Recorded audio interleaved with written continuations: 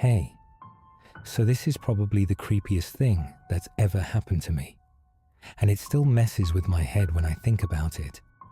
It happened a couple years ago during summer break. Me and 5 of my closest friends, James, Eric, Maria, Tasha, and Dean, decided to rent a beach property for the weekend. Somewhere in Florida, quiet coast. Not a lot of traffic or tourists. The place we found online was actually 2 beach houses sitting about 50 feet apart from each other. They were both old, kind of weather-beaten, hadn't been used in years, but they were cheap and right by the water. So, yeah, we booked it. The first house was where we stayed. The second one next to it, totally empty. No furniture, no electricity. Just this grey, lifeless building. The owner mentioned it in passing, said the other house had been unused for a long time and not to worry about it. We probably should have asked more questions. That first day was normal. We unpacked, grilled, messed around on the beach, laughed a lot, just good vibes. But things started to shift that night, like right around 2:30 a.m. I remember James was acting weird. He kept glancing over his shoulder, saying he thought he heard someone whispering his name. He'd spin around fast, expecting to see someone behind him, but nobody was there. We thought he was just messing with us, maybe trying to creep us out. You know how it is. You get tired, drunk, it's dark and quiet. Your brain plays tricks. Then, around 3 a.m., we all decided to head down to the beach again. Some of us wanted to make a bonfire. Others just wanted to sit and talk. It was pitch black outside, except for the moon and the flicker of flames once we got the fire going. We split up into 2 groups. I was with James and Maria, sitting on the sand near the fire, passing a bottle between us. The rest were about 30 feet down, messing with the Bluetooth speaker and trying to get music playing. That's when James stiffened up. I remember he stared straight at the second house.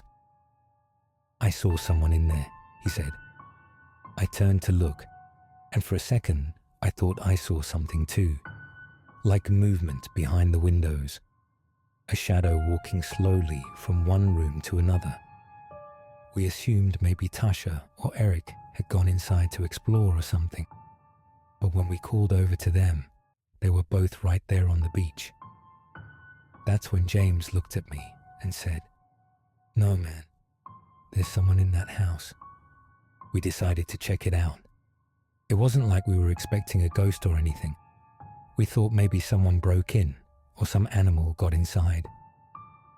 As we walked up toward the second house, we started calling out, "Hello, anyone there?" No response. Then, from inside the dark, we heard a man's voice say, "Everything okay?" We froze. It was the caretaker. He'd been staying in a small room attached to the back of our rental, and we hadn't even noticed him come out. We told him what we saw, and he just kind of looked at the house like it was normal. "There's no one in there," he said. "Hasn't been for years." Still, we kept walking toward the house, and the others started catching on that something was wrong. They came up behind us, and now all 6 of us were staring at this dark, silent beach house. Then it happened. We saw her, a figure barely visible on the roof. At first, it looked like a shadow. Then she moved, not like walking. It was more like she glided. Her body didn't bounce the way a normal person would. It was just smooth, unnatural. The moonlight hit her face just enough for us to see that she was staring right at us. And her eyes, they glowed red. She smiled, a slow, wide grin like she was enjoying our fear, like she wanted us to see her. Nobody said a word. We just stood there, frozen. Then she moved again. In a blink, she was no longer on that roof. She was now on the roof of the other house, the one we were staying in. and she was still staring at us, that same creepy smile. James whispered, "We have to go." We didn't argue. We ran straight inside, slammed the door, locked every window. The caretaker followed us in and asked what we saw. James told him, and the caretaker didn't even flinch. He just said, "These houses have been empty for years. Who do you think's been living here when no one else has?" That line sent chills down my spine. We didn't sleep, just packed everything we could, loaded the car, and by 4:30 a.m. we were out. As the car pulled away from the driveway, James told me not to look back. "Don't give her your attention," he said. But I looked. She was standing on the roof again, smiling.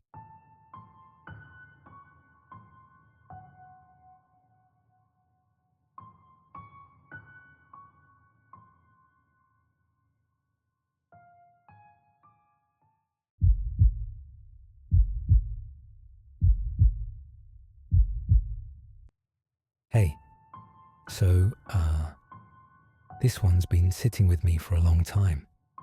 I never thought I'd share it because it's not my story exactly.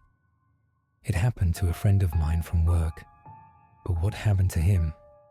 It changed everything. His whole life just unraveled.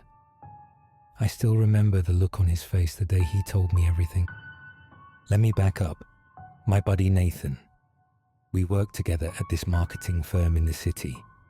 Super chill guy. Married, doing well for himself. He and his wife bought this 3-story house out in the suburbs. It was kind of a steal too. Big place, peaceful neighborhood, tree-lined streets. You know, that whole American dream type of deal. The house had a finished basement, and after they settled in, they decided to rent it out to help with the mortgage. The first tenant they took in was this older woman, probably in her 70s. Quiet, kept to herself. I remember Nathan telling me she was always polite, paid on time, until she didn't. One month, the rent didn't come in, then another. Nathan tried checking in on her a couple of times, but never got a response. He figured maybe she was just embarrassed about the money or something. But then, things started getting weird. He said for almost 2 weeks, there were no sounds coming from the basement. No footsteps, no TV, not even lights turning on. Just nothing. And then this horrible smell started seeping up into the rest of the house. Nathan thought maybe a pipe burst or something died in the walls. But it wasn't that. He ended up calling the cops for a wellness check. When they broke in, they found the old woman on her couch, dead. Her eyes were wide open, mouth gaping like she died mid-scream. The medical examiner said it was cardiac arrest, but Nathan said the way she looked didn't feel natural. Like, whatever she saw right before she died scared her to death. After that, the basement sat empty for a while. Nathan and his wife were shaken up, but eventually, life moved on. So a few months later, they rented it out again. This time, to a guy in his late 30s. Quiet, kept to himself, paid cash. Things were fine at first, normal, no drama. Then around the 3rd month, weird things started happening. Nathan and his wife began hearing these screaming sounds at night, like full-on blood-curdling screams coming from the basement, always around 3 a.m. At first, they thought maybe the guy was having night terrors or something. So Nathan knocked on his door the next day and asked if everything was okay. The guy just stared at him, blank, confused. "What are you talking about?" he said. Nathan didn't push it.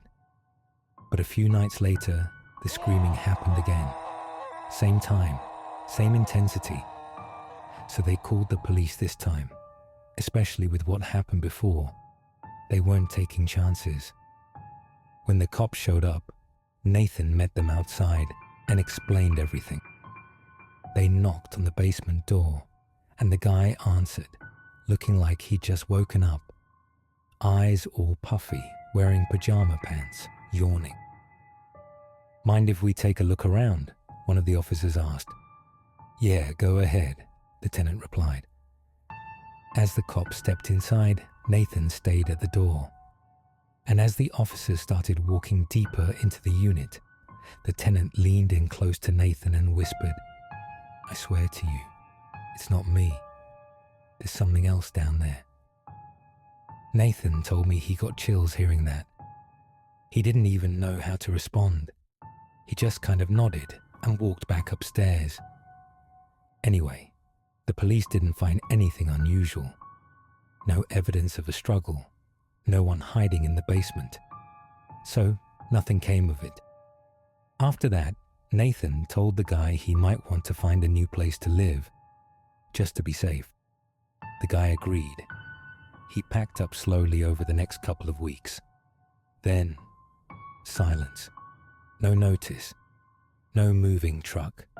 Just no more lights. No footsteps. Like he vanished. Nathan figured he'd left in the middle of the night and just skipped saying goodbye. It didn't sit right with him though. So one day after work, he decided to head down there and check if the place was locked up. You know, just making sure no belongings were left behind. He went down the stairs, and the second he reached the bottom, he felt it. Cold. The kind of cold that doesn't come from the air, but from inside you. He tried flicking on the light. Nothing. So he pulled out his phone and used the flashlight. That's when he saw it. The basement was a mess. The walls had these weird circular holes drilled into them. Not like construction work, more like something had clawed or burned through. There were scratch marks all over the floor, deep ones. And then he saw the tenant, slumped on the couch, mouth wide open, just like the old lady. Nathan told me he dropped his phone, barely managed to grab it and run upstairs. He was shaking when he told his wife. They called the cops again. But this time, it got worse. Nathan got taken in for questioning because he had no proof the guy had ever left or agreed to move out. And he'd gone down there without a warrant or notice.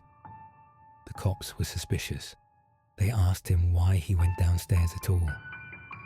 Nathan said, "I thought something was wrong. The place felt off." They pressed harder. "What did you see down there before you saw the body?" Nathan didn't know how to answer that because what he saw didn't make sense. Eventually, the police let him go. No fingerprints, no wounds on the body. Cause of death, again cardiac arrest. But after that, Nathan changed. The guy I knew, the upbeat guy who used to crack jokes at every meeting, he just faded. He came to work late. Looked like he hadn't slept in days. Then things at his house started getting worse. He and his wife began seeing shadows moving along the hallway, but only in reflections, like in mirrors, windows, even their phones. Items would disappear from one room and reappear in another. Their dog refused to go near the basement door, and then something horrible happened. They were expecting. His wife was a few months pregnant. Then one night, she woke up screaming, bleeding. The doctors said it was a miscarriage. Nathan was wrecked. They started fighting a lot after that. His wife blamed the house, said it was cursed. That ever since that second tenant died, she felt like they were being watched, like something wanted them to suffer. She moved out a month later, took what she could and left. Nathan ended up in a shelter. His finances tanked. He lost most of his savings dealing with the investigations, the home repairs, everything. And when I finally caught up with him, I asked him something I should have asked way earlier. Did you ever look into the history of that house? He just stared at me and then said something I'll never forget. "You won't believe this," he said, "but the woman who first lived there, the old lady, she wasn't just the tenant. She was the original owner of the house. The house had been in and out of the market, repossessed, flipped a few times. Nathan had no clue she'd once owned the place. No clue why she'd ended up renting the basement of her own home. And then he said this weird thing. She wasn't normal. I found something in the county archives. One of the older documents said she was a hybrid." "A what?" I asked. "I don't know. That's all it said. Just one word, hybrid. And then the page was ripped, like someone didn't want the rest of it found." I still don't know what he meant by that. Was it a mistake? A cover-up? Some kind of supernatural term? All I know is that house saw 2 unexplained deaths. And when Nathan went down into that basement, something came back with him. Or maybe it never left. I've never been to that house. Never wanted to. And after everything Nathan told me, I never will.